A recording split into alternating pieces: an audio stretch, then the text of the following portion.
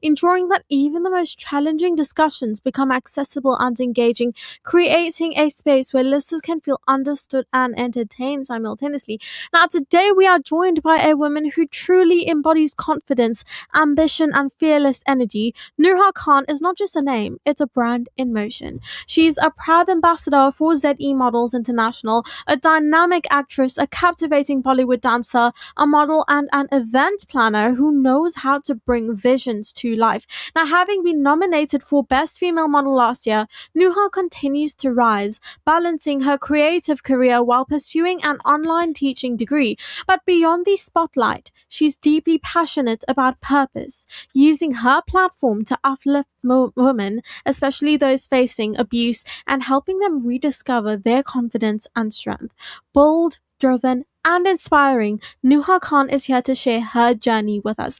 Assalamu alaikum wa rahmatullahi wa barakatuh. How are you doing today? Wa alaikum salam wa rahmatullahi wa barakatuh. How are you, Ria? I'm all good, alhamdulillah. How are you doing? I'm good, thank you. I was super excited. I know you've requested to come on, and I was like, hey, I've seen you model. I've seen everything about you. So I was like, yes, let's see it. The lady Zakia, I know she owns ZE Models. Am I correct? Yes, she does. And I have on WhatsApp, and I see her statuses, and I mean, you do amazing with your dancing, your modeling, and I actually really admire that. So thank you for coming on today. I'm really excited about this. Thank you for having me, and I'm so honored that you actually do look at our shows and my modeling. It's a privilege. No, it's actually amazing. I'm really proud about what you're doing with yourself, your life, and your journey.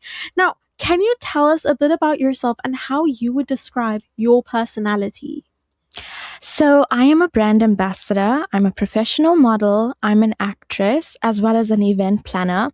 Also, I'm currently studying a teaching degree online. That is brilliant. And how's that going for you? It can get chaotic at times, but we got to juggle everything at once. I know how that feels. I mean, okay, so at one point before I started studying law, I was like, okay, maybe I should study education, but that was just like, I can get out of the country. Yeah. And then I said, okay, let me try and think of something that maybe I'll really enjoy, even if it keeps me here for a while. And then I was like, law is my passion. So it was either, well, for me, what I really want to do was either law or psychology. But then I chose law because I don't know, it just like sparked with me. But yeah, so like with you, what made you say like, yeah, I want to start teaching. I want to get into education? Well, my first choice actually was psychology, and my second option was law. So teaching was not in the pipeline at all. It was not in the pipeline, but I guess it was family as well. Yeah. And it's a better opportunity when wanting to settle overseas. Okay. So, yeah. That is exactly the same with me, because the only reason why I decided to say, okay, let me maybe study education is just so I can leave the country. Exactly. So I get my degree here, do my teaching practice, whatever here, get qualified, and then I go overseas. Lovely. Like my mom, so a lot of people would know her, Nadia Ali Mohammed, as people would know. She used to be a radio presenter here probably about 14 years ago. So somewhere around there, maybe about 10 years. Now I guess about 10 years ago, right? So she was a radio presenter. She hosted a kids show, and she really enjoyed that. And she was telling me that when she first got into this education, at first she was like, no way in hell am I studying education. Like, I want to become, I think That's she wanted all to, of us. yeah, I think she wanted to become a lawyer. And then her grandmother told her that, I think one day you're going to see that you're going to choose to become a teacher. And one day she woke up saying, you know what, I want to study education. I want to be a teacher. I want to help kids. And then that's where she is right now. And she's a really, really great teacher. She's teaching English at Overboard SRS. So yeah. Lovely. Yeah, so going back to this now, you describe yourself as confident, fearless, and ambitious. Where do you think those qualities come from? These qualities for me, they definitely come from my upbringing as well as my current social circle. Yeah. I think it's so important who you surround yourself with, especially in this industry. You can get influenced, pressurized, etc. So we have to be careful. Yeah, no, really. I definitely see that. So at one point I was like, okay, I want to get into the modeling industry, right? And I did for a while, but then I just kind of didn't have much time. In fact, like I believe you did at the Durban Summer Yes. Cirque. Oh yeah, okay, I did that. Yeah. But like actually, like I've gotten scouted by a few agencies and I was gonna take it, but then I was like, I don't really have the time to do that and the capacity to do that. Like when I was in matric, that was 3 years ago, I was writing my matric finals and I got casted to be in a Netflix series and as a featured character, and my parents had said, no Ria, you're not doing this, you need to pass your matric finals and then we could think about it. And then of course I started law and I was like, I don't have time for that. Really, there's no time. Yeah, now like I'm working, I'm studying, like I have a full-time job, I'm working, I'm studying, and I can only study when I get home. That's like after 5. So that's how I'm trying to balance everything. That's a lot. It is a lot. Now, I mean, you wear many hats. Brand ambassador for ZE Models, international actress, Bollywood dancer, model, and an event planner. How do you manage balancing all these roles? Like I said at the start when we just started, it can get chaotic, but balance for me is really important in my profession.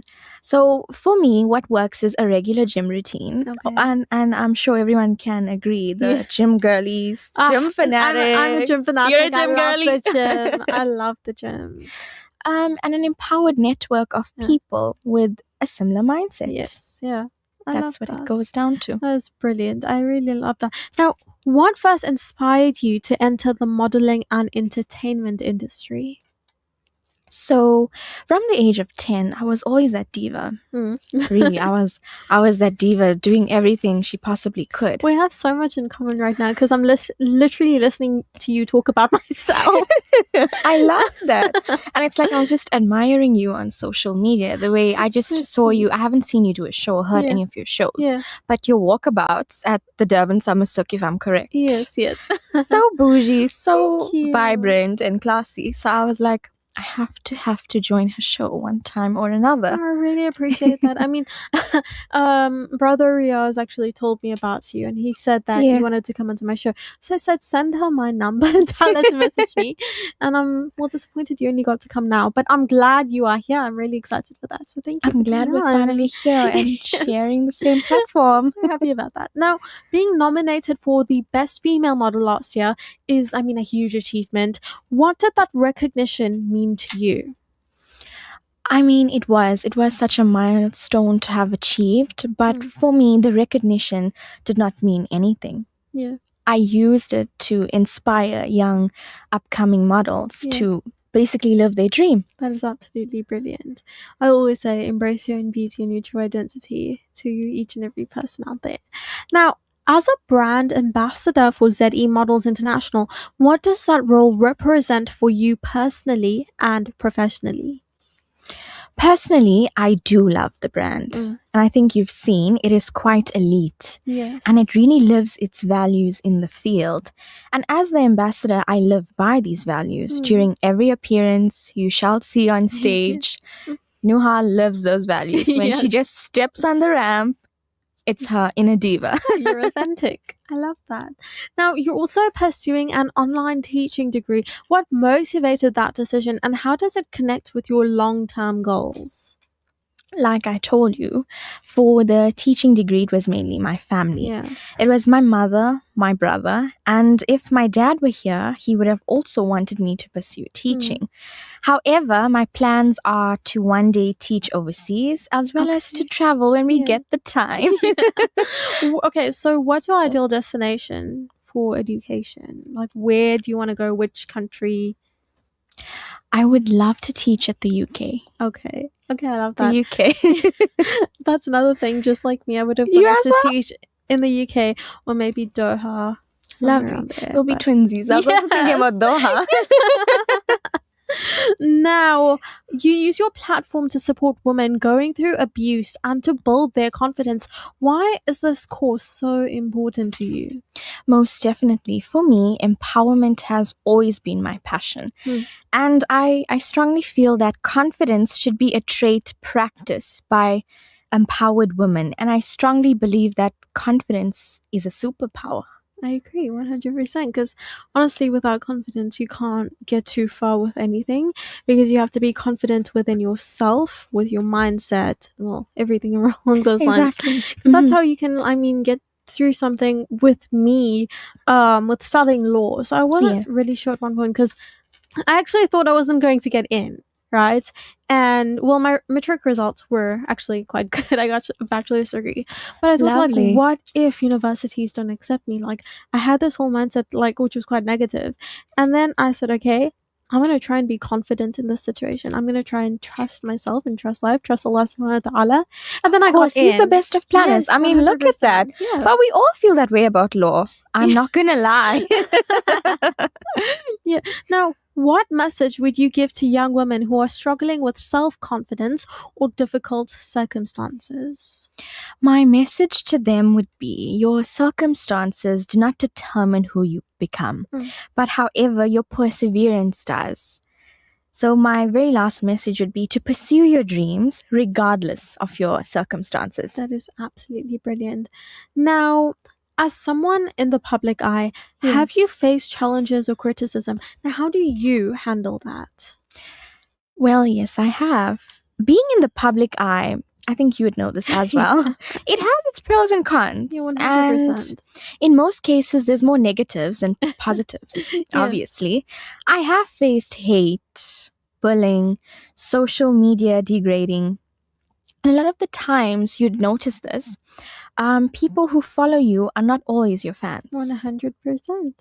They're not always your fans. And in most cases, there's a group of haters that find a lot of interest in what you do. Yeah. And for myself, I handle this in a very mature manner, whereas hate does not determine the rate of my success. Yes, I agree on that. My passion does. I sometimes use the hate to make me want to do better every day. Yeah. I love that. That is absolutely brilliant and inspirational. I mean, like, being a radio presenter, of course I have a lot of positivity from people, but I also have the negativity. I mean, like, a lot of people don't agree with how I speak, but like, this is who I am. And when I experience negativity from people, I feel like that just builds my self-esteem, because I've come to a point in my life where it's like I've chosen myself and I've chosen to grow instead of being held back by negativity. So it pushes me to become a better version of myself. And I think it's so beautiful because you're so unique. You're that vibrant energy. You give vibes. Thank you. Thank you. You too. I love that. I mean, to get hate. Yeah. Really. It's so unnecessary, but it makes you stronger. You can see, like, from the time we just met a few minutes ago. Yes, everybody. We just met a few minutes ago. I picked up that you're a very strong woman. Thank you. Very strong woman, and nothing brings you down. Honestly, that is so true, because I mean, I was at one point in my life where literally everything used to bring me down. I was a very emotional person, and it's not wrong to be emotional 100%, because you need to feel what you're feeling. But I've been through many negative and harsh experiences that actually grew me into a stronger person. Like, if I need to cry, I'll cry, but it's not gonna, like, make me feel sorry for myself, because that's one thing that I learned, is that you should never feel sorry for yourself if you're going through something, because if you feel sorry for yourself, you're just gonna go, your health is going to decline, everything in your life is just going to decline, and you won't be able to just get back up that easily. So that's how you just push yourself, you grow, you build your self-esteem, build who you are, and of course your confidence. Yes, no, I agree. We have to build ourselves, and it also goes down to our work environment. Yes. I mean, look at the work environment here. Everyone's so positive, so motivational, like a family. That's how a work environment should be. Indeed. And that's why I love it. Now, what does success look like to you at this stage of your life? For me, success is everything. When I walk onto a runway and I hear my name being screamed and cheered on by the audience, just this little act gives me that satisfaction in what I do and why I love doing what I do. I love that. Now, out of all your talents like acting, dancing, modeling, and even event planning, which one feels closest to your heart? And tell me why. So the talent that is closest to my heart is modeling. Okay. So modeling has empowered me to grow during the most difficult times of my life. And that is exactly where my confidence began to grow from. I love that. That is brilliant. And I'm glad. I mean, that's what's kept you going and also built who you are as an individual. Because I know, like, modeling does come with a lot of its pressure. And I guess that just helps you and builds who you are. It really does. Yes. Now, who inspires you, either like within the industry or in your personal life? So the person who inspires me the most is my father. Yeah. He's no longer here with us, but sorry. it's okay. Oh, you're gonna make me cry. Yeah. He believed in me before I believed in myself. And a lot of what I do is to honor him. He had taught me discipline, resilience, and most importantly, I think in our industry, you'd agree with me, is to stay grounded no matter where life may take you. 100%. And these are the values that I would, inshallah, I hope to carry for the rest of my life and instill in my future kids. I am so proud of you. I mean, you are 19 and you have gone so far in your life and you just keep going, and that's something that's truly admirable. I love that. And I mean, we all have our ups and downs. 100%. But we get back. We always get back. And having our motivational people around here, Yes. I love it. I love it too. Now, what has been the most defining moment in your journey so far? My favorite moment was when I was crowned brand ambassador, is where my dreams took flight. Yeah. That was a proud moment for me to be representing an international accredited brand. Okay. It was just, a different feeling. Yeah. Completely. Amazing. I have one more question for you today before we end this off. Of course. What are your future goals, both in your career and in making an impact in society? So my charity work in the community is ongoing. I'm so passionate about that. My dreams and goals include is to walk an international runway during an international fashion week like the London Fashion Week or Paris Fashion Week. Yes. That's a really huge goal that you obviously should look up to and actually do. I hope I would be invited to watch you walk Of course. Well, before we end this, I would be honored and privileged to have Ria Muhammad to walk the runway with me sometime or another. She has to. We have to be that bougie pair. That is so sweet. I love that. That is amazing. Well, Jazakallah for coming on. It's been absolutely amazing and an absolute pleasure having you. I mean, you are truly an inspiration to, of course, everyone else listening to us and myself too, because as I mentioned, you have come so far in your life at such a young age, and I guess that is truly admirable and inspirational. So Jazakallah for coming on. Jazakallah for having me, beauty. Thank you, love. Okay, Assalamu alaikum. Wa alaikum salam. Now, we will now be going on to an ad break, and once we come back, I'll have another esteemed guest all the way from Argentina, Joaquina Telpuk, who will be discussing from hashtags to power, can Gen Z actually change the system? I'll see you soon. This segment is brought to you by Kenfield Auto, your RMI approved service and repair specialist. 236 Brickfield Road, Overport. Kenfield Auto. Bismillahirrahmanirrahim. ربنا هب لنا من أزواجنا وذرياتنا قرة أعين واجعلنا للمتقين إماما. Car won't start? Kenfield Auto. Noisy brakes? Kenfield Auto. Due for a service? Kenfield Auto. Kenfield Auto. The answer to all your car problems. Your service and repair specialist for your VW, Audi, Suzuki, Toyota, or just about any vehicle. Kenfield Auto, your RMI and insurance approved workshop. Follow the red and white board in the passage at 236 Brickfield Road, Overport. Call Shafi on 031 207 2399. Kenfield Auto. Right now, over 150 million children around the world are orphaned, facing hunger, hardship, and uncertainty. With Islamic Relief's Orphan Sponsorship Program, you can provide a child with access to education, nutritious food, essential healthcare, and a safe home.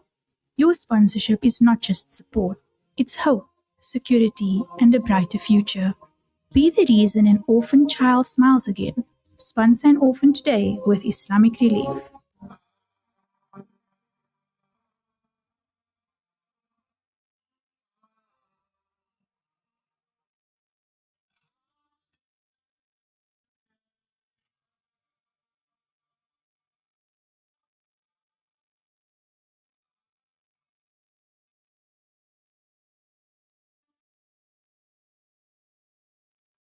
I'm alone and the world is gone to sleep.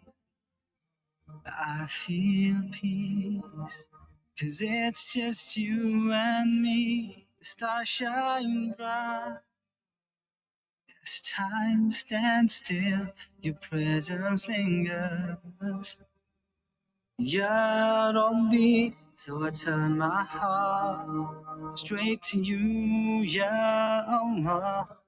Veils are lifted, and now I can see you're in the air that I breathe, in the light that I see, in the love that I feel, in everything, in every beat of my heart, the light in the dark, the thoughts that I think, in everything.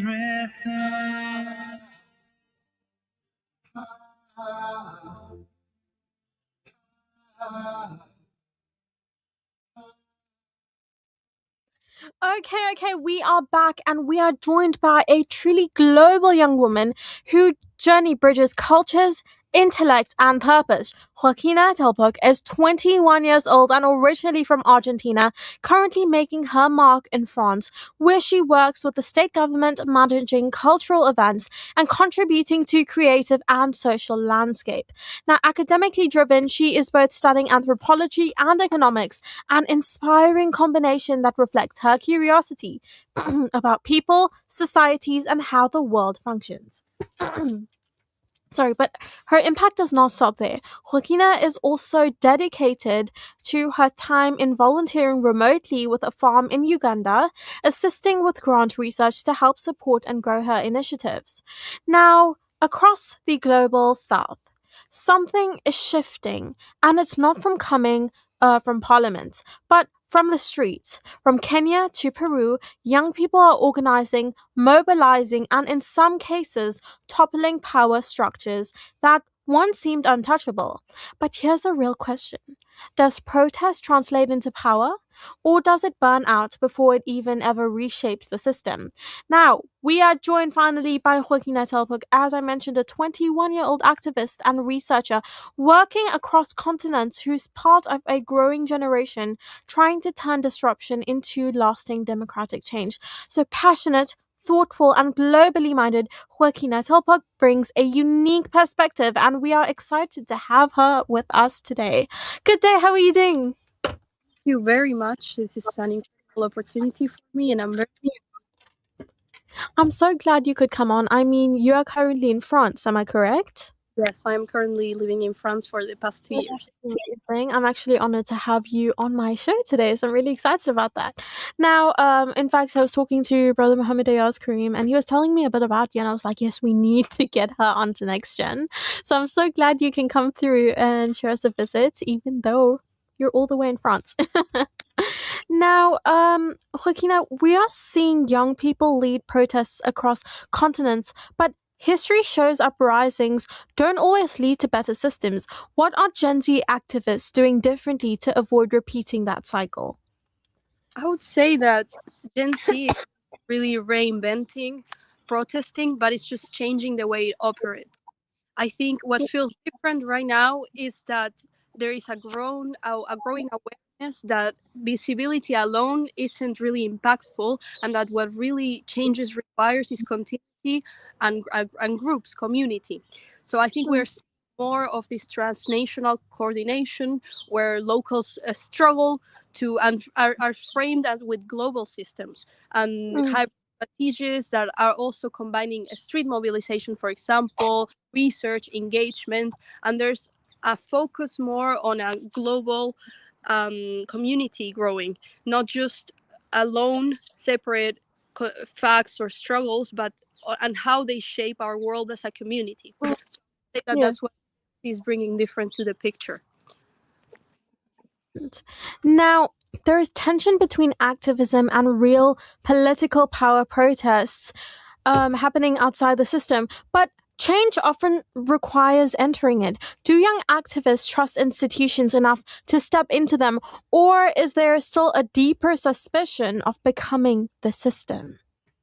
I would say that it's true that institutions have really lost their credibility towards the youth people. I would also, especially among the younger generations, I would say that there is a growing recognition that change cannot be made outside of the system. We really need to engage with these institutions to be able to change the system with them. I think the question is not so much whether if to enter institutions or not, but how to do without being absorbed by them. And for that, I think that the real risk is not becoming the system, but it's really just about understanding it well enough to produce change. Brilliant. Now, a lot of this mobilization is driven online, TikTok, Instagram, WhatsApp, but governments are catching up with surveillance and repression. Are these tools empowering young people or quietly exposing them? I would say that there is a very contradictory movement happening right now towards social media. I think originally they were meant towards visibilizing what's going on in the world. For example, I have a specific example of how did this affect myself. In 2019, there was a series of very violent protests happening in Chile that were not at all shown in the media, in the local media. If you turn on the TV on Argentina, you would not see what's going on in Chile. And the only thing that made possible for the region to get informed was social media. But I think since that has happened several years ago now, the social media's reach has lowered a lot of their barriers on participation, and this is allowing more for mass control and surveillance, data tracking, and it could really, unfortunately, contribute of the tracking and of activists. And I would say that governments are learning to read the patterns inside the social media. So I think this will be the question of tomorrow. If the digital awareness is going to be so much that's going to put us in risk, I think the real thing to do here is really growing awareness of digital exposure and security to prevent this to become an exposure form, I would say. I think that's brilliant. Now, we're also seeing funding for civil society shrinking globally. Now, if money dries up, does the movement survive, or does activism become something one the only financially secure can sustain? I would say that financial secure, while important, is not fundamental for activism. I think activism often grows in the lower classes. So I think it just will have to change their way of distribution. I would say that it will just have to make us adapt the way we activists protest. I would say that we should take use of the free tools that we have, and I would not put money as the first thing towards activism, but the willpower. Amazing. Now, you've worked across different regions from Europe to Africa to Latin America. What's the one blind spot you think young activists consistently miss when they try to change the world? I would say that one of the most consistent blind spots in among the youth is underestimating the system and how they actually function in all of their levels, economically, politically. I think if we do not understand the extent of the system, there is not a real protocol we can install to change it, right? So I would say that one of the main problems is not having well structured long-term plans and focusing too much on today. Well, while it's important, I think that for preparing our world for a long-term change, we need to create long-term solutions. Lastly, if older generations have voted us into many of these crises young people are now protesting against, is Gen Z ready to stop outsourcing blame and actually take ownership at the ballot box, even if it means making it difficult, imperfect choices? I would say that there is a general tendency of blaming the older generations on the many of the crises of the today's world. And in some, I would say that this critique is completely valid, but also we have seen that the older generations will not take the power to change this, and it is in our capacity to do. So for that, I think our strongest tool is always voting and using the democracy we have. So I think that this is the most important thing we can do today, is getting involved, getting informed, voting consciously, learning alternatives.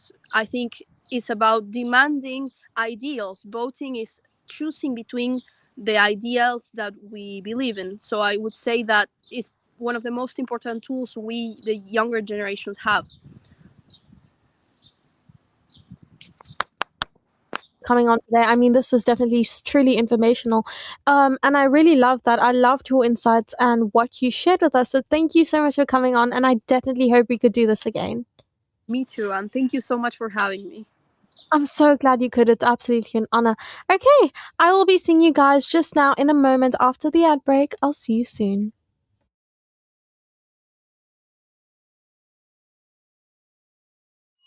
Hungry for a deal that hits the spot? Get the top duo deal. 2 large margarita pizzas plus 1 topping each for $1.99. Or go big or go home with the Bellissima duo deal. 2 large Bellissima pizzas for $2.69. Pure flavor perfection. And that's not all. The snack box combos are here. Your pizza boy's favorite pack to the ultimate munch box. Don't forget our daily lunch specials. Delicious, quick, and wallet friendly. Only at Pizza Boys. Taste that hits different. Pizza Boys, bring your va-va boom to your slice of life. Find your nearest Pizza Boys near you. Pizza Boys, we don't cut corners.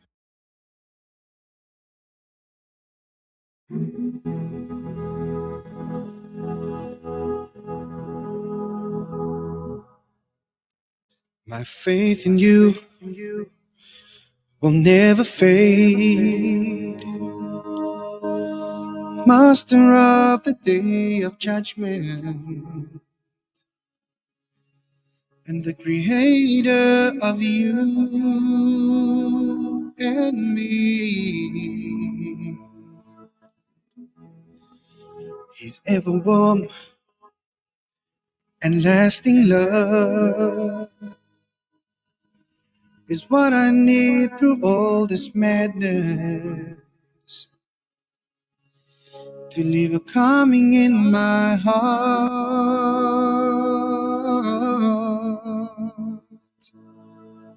Whenever you call, Him is there. If ever you need Him, is there. Right by your side. Thank you, Allah, for giving me all I have and for all that I am.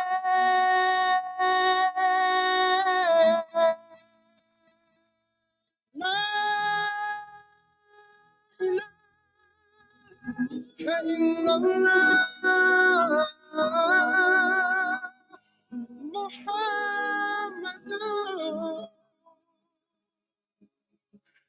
Rasulullah.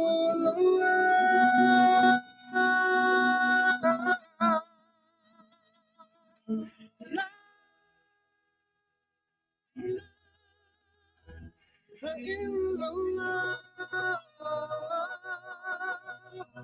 Muhammadur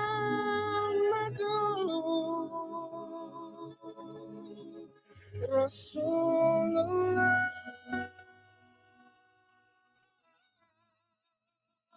La ilaha illallah. The messenger of Islam showed us the way, the perfect way of life.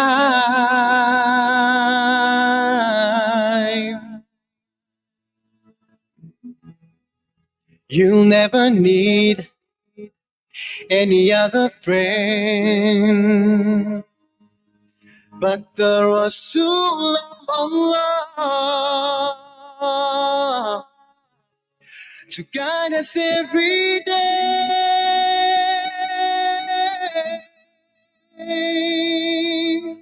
Whenever you call him, he's there.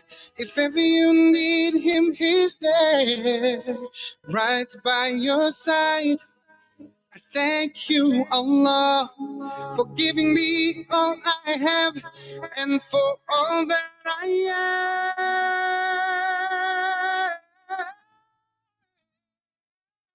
am. La ilaha illallah. Muhammadur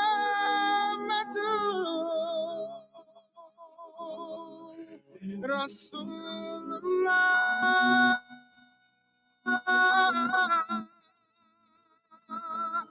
La ilaha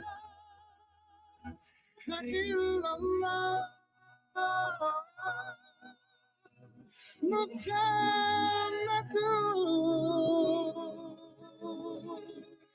Rasulullah.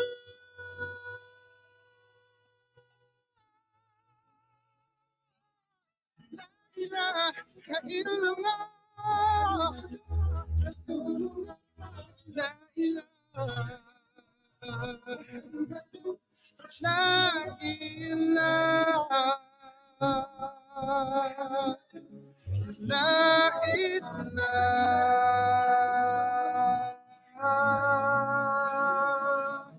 La ilaha illallah. You didn't choose half the things you like. The algorithm did. Hey, beautiful souls, it is me, Ria Muhammad, back live on NeXtGen. Now, every scroll feels personal. Like your taste, your humor, and your style. It's all you. But if you pause for a second, a lot of it looks the same. Same routines, same outfits, same opinions. So today, this is Ria's reality check. Things the algorithm made popular, and we're just all getting along with it. Now, what we're pointing out is something a lot of people feel but don't always articulate: the difference between performing productively and actually living a sustainable life. Let's unpack this properly. Now, the illusion of productivity. In fact, perfect productivity. Most of these so-called hacks, cold showers, 5 a.m. starts, hyper-structured days come from a very specific environment. Highly controlled, highly curated lives. Think about the kind of content you'd see from creators. Their routines are often built around flexibility, autonomy, and crucially, editing. You're not seeing the full day, you are seeing the highlight reel. So, what gets presented feels like a formula. So, if you just do XYZ every day, your life will transform. But that formula quietly assumes you have full control over your time, your energy is consistent, your environment does not interrupt you, and your life doesn't, well, happen. Now, that's not real life for most people. Now, why it works, briefly. Now, these hacks do work at first, and that's what makes them convincing. Psychologically, you're getting a dopamine boost from doing something disciplined, a sense of identity like, I'm becoming that person. A clear structure which reduces decision fatigue. And in behavioral science, like part of psychology, this is linked to novelty and motivation spikes. When something is new and exciting, your brain overestimates and how sustainable it is. But motivation in short-term fuel is not built for long distance. Now the question is, why does this collapse? Now eventually, three things catch up. Okay, number one is energy is not consistent. So someday you're sharp, some days you're drained. These systems assume you're the same person every day, which, my friend, is not true. Now, life is unpredictable. That's number two. Deadlines, family health, emotions, none of that fits neatly into a color-coded block. And then number three, the system is rigid. Miss one 5 a.m. wake up, skip one workout, and suddenly it feels like the whole system is broken. This is where it shifts from productivity to pressure. Now, here's the hidden cost. Identity damage. The most dangerous part isn't the routine failing, it's what you make it mean. So instead of, the system doesn't fit my life, it becomes, I lack discipline. Now, that's a cognitive distortion, again rooted in psychology. So you personalize a structural mismatch, and over time, that erodes self-trust. Now, this is designed for content and not for humans. A lot of these hacks are optimized for visibility and not viability. I mean, they look good because they're simple to explain, visual aesthetic, and extreme enough to be impressive. A realistic routine wakes up inconsistently, introducing and adjusting your day, taking breaks, doesn't go viral. It looks messy, but it's actually closer to how sustainable system works. So what's actually sustainable? Real productivity isn't about intensity. It is about adaptability. So instead of rigid hacks, sustainable systems tend to have flexibility where you can scale up or down depending on your energy, minimum baselines. Even on one bad day, I do this one thing. Recovery built in, where rest is not failure, it's part of the system. It's less, I wake up at 5 a.m. every day, and more, I know how to get back on track without judging myself. Now, here's the deeper shift. The real reframing is this: you're not trying to win at routines, you're trying to build a life that can hold your ambition and your humanity, because discipline that ignores your limits does not last. But discipline that respects your limits, that compounds quietly. So now let's talk about copy paste fashion with no identity. Now, then there's fashion. Scroll long enough and suddenly everyone's wearing the same thing. Same cargos, same neutral tones, same effortless look.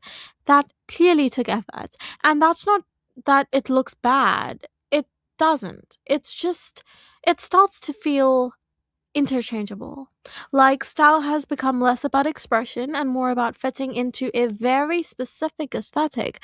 You're not dressing like yourself, you're dressing like the version of you the algorithm rewards. Now, there's something very clever and a bit dangerous about relatable content, okay? So it starts as honesty, but it can quietly reshape what we accept as normal. Now, let's break this down properly. Why relatable content hits so deeply. When you see a video about being exhausted, procrastinating, or barely holding it together, it lands because it reflects something real. So that sense of, it's not just me, or other people are struggling too. In psychology, this taps into social validation. Now, humans are wired to look for cues that our experiences are shared, and it reduces shame and it builds connection. So, at first, this kind of content is actually helpful. It normalizes imperfection, breaks the illusion that everyone else has it together, gives emotional relief. And that is the healthy phase. And then we, of course, see the shift from reflection to reinforcement. Here's where it subtly changes. When the same themes repeat, it's like, I'm always tired. I never do what I'm supposed to do. I'm a mess, but it's funny. They stop being observations. They stop just being observations, okay? They become identity statements. So instead of saying, I'm struggling right now, it becomes, this is just who I am. And that shift is absolutely powerful because identity shapes behavior far more than motivation ever will. Then we look at humor as a coping mechanism and a mask. Humor is doing two jobs here. Number one, it softens, which is coping, it softens difficult feelings. And then number two is deflection, where it prevents deeper confrontation. So there's a concept in psychology called avoidant coping, okay? So you acknowledge the issue, but only at the surface level. So you laugh about burnout instead of asking, why am I constantly exhausted? What actually needs to change? The laughter creates relief, but not resolution. Like with me, I'm studying law. I have a full-time job. I'm doing radios, quite a few things I'm doing. And I feel like, okay, I have burnout at the end of the week. And then I start questioning, like, I used to question, like, why is this happening to me? Like, yes, I'm doing a lot of things. I don't really have too much time for myself. But why am I feeling this way? And that is where I need to try and basically learn more about what I'm going through and what I'm feeling, and I can find a solution for that. Now, when relatability becomes a normalization, the real tipping point is repetition. If you're constantly consuming content that frames burnout as a standard, chaos as personality, and lack of discipline as quirky, your brain starts to treat these patterns as baseline reality. So, in behavioral terms, this is a norm formation, again rooted in psychology. What you see often starts to feel acceptable, even expected. So instead of thinking something is off, I should adjust my habits, you start thinking this is how life is. And that's where growth quietly stalls. Then we have the comfort trap, where there's a kind of comfort in the sort of space. If dysfunction is normalized, then there's less pressure to change, less guilt about staying the same, and less risk of failure. But that comfort comes at a cost. You stop expecting better from yourself, not in a harsh way, but in a hopeful way. It lowers the ceiling of what feels possible. Anyway, it is time to wrap up. I will be seeing you next week, Thursday, the 30th of April, inshallah, from 2 to 3 p.m. Assalamu alaikum wa rahmatullahi wa barakatuh. Expressed by the guest and presenters of Radio